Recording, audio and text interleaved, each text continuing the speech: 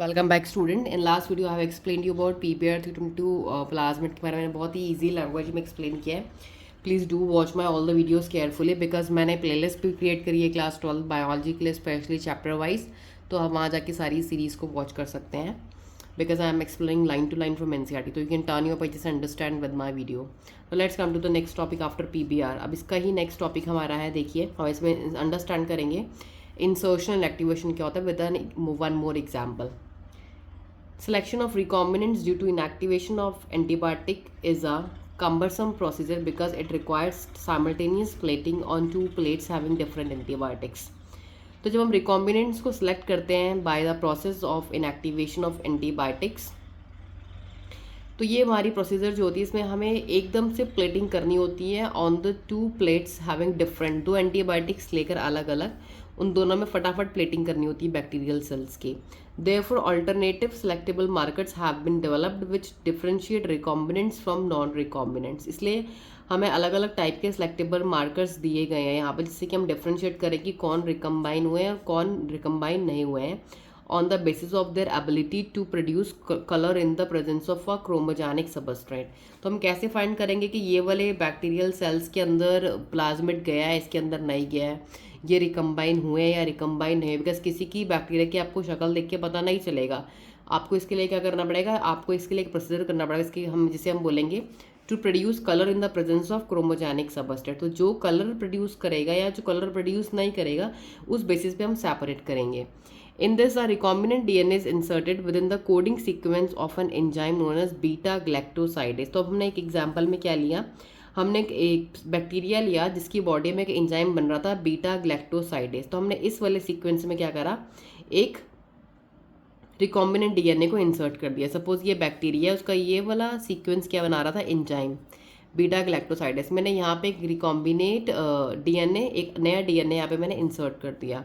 This results into inactivation of the gene for synthesis of gene enzyme. अब ये sequence से मैंने जो एक जीन इंसर्ट कर दिया तो ये सीक्वेंस डिस्टर्ब हो गया। पहले तो ये बीटा गैलेक्टोसाइडेस एंजाइम बना रहा था ये वाला जीन, अब ये क्या हो गया, डिस्टर्ब हो गया बिकॉज मैंने यहाँ पे एक नया DNA इंसर्ट कर दिया। अब ये क्या, ये एंजाइम नहीं बना रहा है। कौन सा एंजाइम, बीटा गैलेक्टोसाइड, क्योंकि अब ये क्या हो गया है, इनएक्टिवेट हो गया। तो इसको बोलते हैं इंसर्शनल इनएक्टिवेशन। जब हम कोई चीज़ को इंसर्ट करते हैं बैक्टीरियल सेल के सीक्वेंस में, पर्टिकुलर सीक्वेंस में, और जो काम वो पहले कर रहा होता है वो काम वो नहीं कर पाता है, तो उसको बोलते हैं इंसर्ट करके उसको इनएक्टिवेट कराना।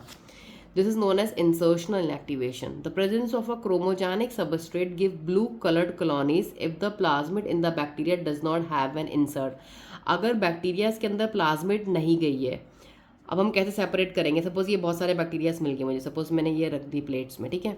अगर मुझे ये बैक्टीरियाज के अंदर प्लाज्मिड नहीं गई है तो ये जो बैक्टीरियाज का जो कलर होगा वो कैसा होगा, ब्लू कलर की कॉलोनी शो करेंगे जब मैं इनको कलर करूँगी, स्टेन करूँगी क्रोमोजेनिक सबस्ट्रेट से।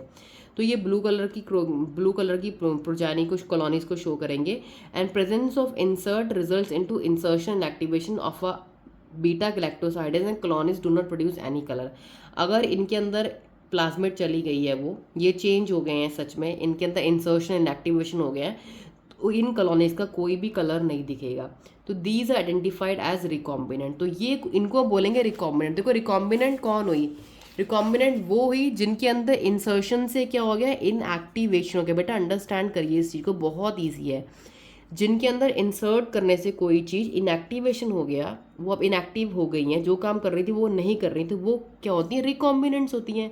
जिनके अंदर कोई चीज़ डाली और वो चीज़ के अंदर पहुंच ही नहीं पाई, हमें क्या पता चला बैक्टीरिया के अंदर प्लाज्मिड गई है या नहीं, तो वो उसके अंदर पहुंच नहीं पाए, तो वो ब्लू कलर की कॉलोनीज बनाते हैं। ब्लू कलर की कॉलोनीज दिखाएंगे क्रोमोजेनिक सबस्ट्रेट में, और हम उनको क्या बोलेंगे, दे आर नॉन रिकॉम्बिनेंट्स, क्योंकि वो रिकॉम्बिनेंट्स अभी नहीं हुई है, उनका ब्लू कलर दिख रहा है, उनके अंदर कोई इंसर्शन एंड एक्टिवेशन नहीं हुआ है।